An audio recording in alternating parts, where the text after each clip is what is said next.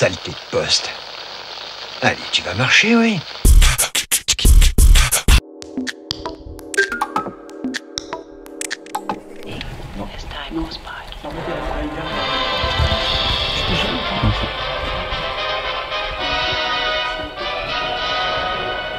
Je vais pas tout prendre, juste le film.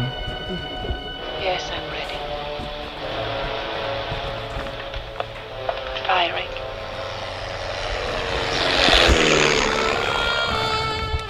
Bonjour, nous sommes au lycée agricole de Labry, au Lavebot, qui n'est plus vraiment un Lavebot, mais alors qu'est-ce que c'est que ce lieu? Damien Couelier.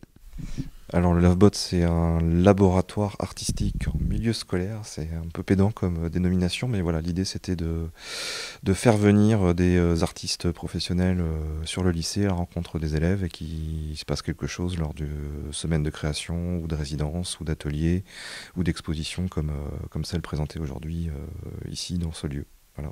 Et en fait, c'est un projet qui a été mené avec une classe. Qui existe depuis maintenant 3 ans, et le nom en fait c'est un ancien lave-bot, c'est-à-dire que c'était un lieu où les élèves se changeaient, lavaient leurs bottes physiquement au retour des vignes quand on avait des formations production viticole. Voilà. Alors aujourd'hui justement il y a une exposition qui s'appelle Jazzbox. En général les textes sont mis en scène, on apporte de la lumière, du son, et là si j'ai bien compris c'est l'inverse. On a un lieu, des maquettes, et à partir de ces maquettes, des musiques ont été choisies, et ensuite une mise en scène. Alors, est-ce que tu peux nous expliquer un petit peu tout ça? Le projet, en fait, l'origine, c'est une rencontre entre Cécile Léna, qui est scénographe, costumière, qui est basée sur Bordeaux, et Philippe Mézia, qui est un des spécialistes du jazz en France, qui écrit pour pas mal de revues de jazz française. Et donc l'idée c'était de partir sur comment faire pour faire en sorte que le grand public puisse avoir accès au jazz. Et ils sont partis sur l'idée de présenter le jazz à travers différents lieux mythiques du jazz, non seulement aux États-Unis mais aussi en Europe comme Paris ou alors Tokyo ou en Afrique ou Cuba. Voilà. Donc, alors justement, le jazz, on dit que c'est souvent assez élitiste. Là, les lieux que l'on voit, c'est quand même une cuisine, un salon, un soupirail, une porte de service. Oui, l'idée c'est de montrer que cette musique n'est pas réservée qu'à une élite et peut se vivre aussi au quotidien, d'où l'idée de certaines maquettes. Et de faire en sorte qu'à travers ces maquettes, on ait accès à cette musique, à cet univers, et aussi essayer de comprendre le parcours de cette musique en fait, qui les origines, c'est les origines africaines, et puis qui a une grande histoire aux États-Unis, mais aussi en Europe avec le free jazz par exemple, ou encore l'Ethio Jazz, puisqu'il y a une maquette qui vous présente un peu cette partie jazz en Éthiopie. Voilà, donc moi je trouve ce travail très très poétique.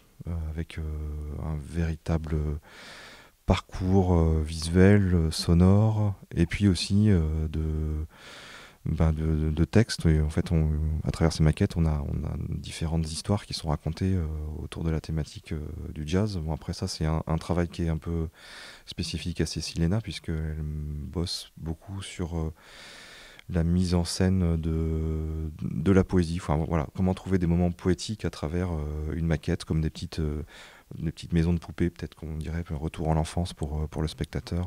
Oui, mais qui en même temps ne sont pas du tout figés, parce que souvent on voit des boîtes avec des objets, ou on pense aussi aux époques dadaïstes, etc. Mais là, c'est pas du tout figé, c'est vivant. Et même si on voit aucun personnage, on a l'impression qu'ils sont dans la pièce, on a envie de rentrer d'ailleurs dans les pièces qui sont en arrière-plan. C'est vrai qu'il y a voilà, c'est pas simplement une boîte et un décor de scénographie tel le théâtre par exemple, mais c'est vraiment une recherche aussi sur les perspectives, il y a certaines boîtes où il y a des projections vidéo, sur des références culturelles ou cinématographiques. Donc c'est ça qui est intéressant, c'est comment gérer l'approche du jazz à travers aussi certaines images, certains films, certains textes, certaines références littéraires. Je pense à la boîte sur Paris par exemple, évidemment avec la figure de Boris Vian. Donc ça, je trouvais ça plutôt intéressant. C'est vrai qu'en plus, c'est ce qui est amusant, et que je trouve plutôt positif par rapport aux élèves, c'est que eux qui n'ont qu'une pratique du jazz ont tout de suite accroché, c'est-à-dire qu'ils ont aimé, pour certains, se sont arrêtés sur certains titres pour regarder après sur Internet, pour pouvoir un peu rechercher. Et puis d'autres qui ont dit bah moi c'est pas ma tasse de thé, mais bon je trouve que l'idée est intéressante. Donc c'est-à-dire qu'il y a quand même une approche sensible, je dirais, et qui touche peut-être à l'enfant qui est en nous, peut-être, je sais pas, à travers ces petites boîtes miniatures présentées dans cet univers un peu calfeutré, comme des sortes d'isoloirs. Alors c'est pas pour voter, mais c'est pour voter pour le jazz peut-être, je sais pas. En fait j'étais venu pendant un cours et on devait vite remonter pour suivre le cours. J'écoutais que celle-là. Non, j'écoutais celle-là et celle-là. Ouais, j'écoutais les deux. Et les éthiopiques là. Ouais, celle-là elle est bien. Elle est super. Celle-là aussi, mais bon. J'adore celle-là. Alors Cécile Léna est venue à l'abri.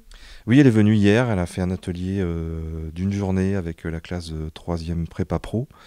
Alors l'idée c'était de leur faire aborder le jazz et aussi l'histoire des arts à travers ce projet. Et donc elle a présenté son parcours en tant que femme, en tant que créatrice. Et ce qui était assez amusant, c'est qu'elle a commencé par dire moi j'étais comme vous, quand j'étais en 3e, 4e, les profs ne savaient pas quoi faire de moi.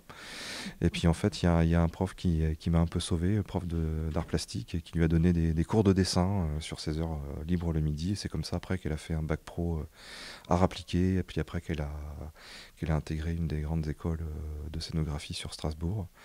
Donc c'était intéressant, là tout de suite les élèves ont été évidemment accrochés par rapport à leurs difficultés, peut-être par rapport à l'institution scolaire.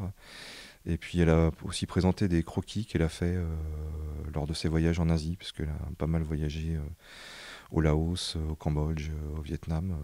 Et donc voilà, je trouve que c'était une belle rencontre. Et puis ensuite, ils sont venus visiter d'abord une des box, et puis ensuite ils se sont mis au travail sur la réalisation de maquettes. Bon, alors après, évidemment, c'est un travail d'initiation. Hein.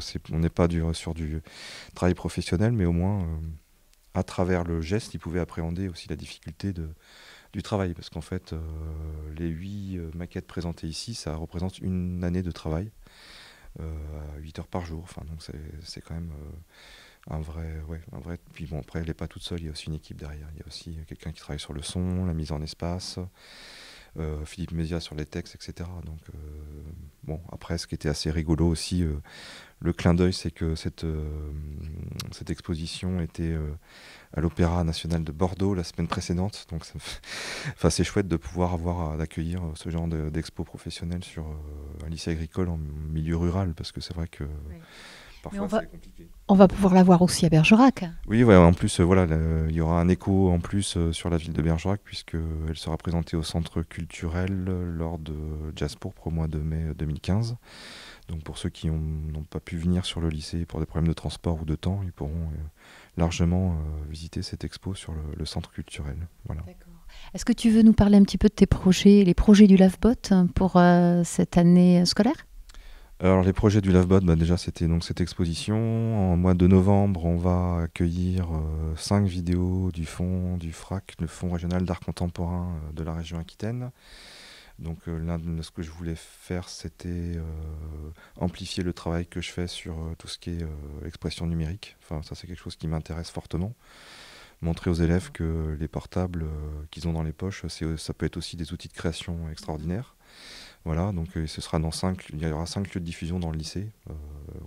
On avait déjà eu une expérience l'année dernière sur 3 lieux avec un travail qu'on a fait avec la compagnie Me on the Machine, qui était invitée par le festival Trafic, organisé par la ville de Bergerac et le Maker Théâtre. Ensuite, au mois de janvier, je vais avoir une semaine de création avec une classe avec un artiste multimédia qui s'appelle Philippe Faure, qui est bordelais et qui travaille beaucoup sur l'avatar et l'identité numérique. Donc ça, je pense que ça va être un joli travail. Et l'idée, c'est de faire en sorte que les élèves habillent la partie vitrée du foyer, quoi. Donc voilà. Et ensuite, on aura le projet Chant Libre pour la 5e année, où on travaille avec un collègue de Périgueux, du lycée agricole de Périgueux de Coulommiers-Chamiers, sur les musiques amplifiées et les arts émergents, enfin les arts numériques aussi, avec un premier concert le 11 décembre d'un groupe de blues qui est sur Périgueux. Ensuite, on aura une semaine de résidence avec un orchestre ou une compagnie, enfin je sais pas comment dire, de 9 musiciens qui font plutôt musique latino, cumbia, enfin voilà. Donc l'idée c'est ils ont le lieu pendant une semaine pour répéter, pour roder un set, et puis il y aura aussi des rencontres avec les élèves, des ateliers, etc. Et il y a toujours une restitution le jeudi soir sur la résidence. Et voilà. Ouverte au public ou uniquement réservée aux élèves de l'abri? Le public cible, c'est évidemment les lycéens de l'abri et de Périgueux, mais aussi les lycéens de Bergerac. Et comme on travaille aussi avec la SMAC de réseau, le Sans Réserve et le Roxane, donc l'idée c'est aussi de proposer aux adhérents des deux salles de venir sur les concerts. Voilà. Le premier concert de chant libre a lieu donc au Cube, qui est aussi une salle sur le lycée de Périgueux, et donc les adhérents du Sans Réserve sont invités à venir. C'est d'ailleurs dans le programme du Sans Réserve. Voilà, on essaie de travailler avec les partenaires locaux. Bon, après c'est vrai que c'est parfois compliqué de gérer évidemment les problèmes techniques quand c'est ouvert au public, mais bon, on a quand même une mission dans l'enseignement agricole d'animation du territoire. Et d'où l'idée aussi d'ouvrir de plus en plus le lycée à l'extérieur. Voilà. Merci. Je vous en prie.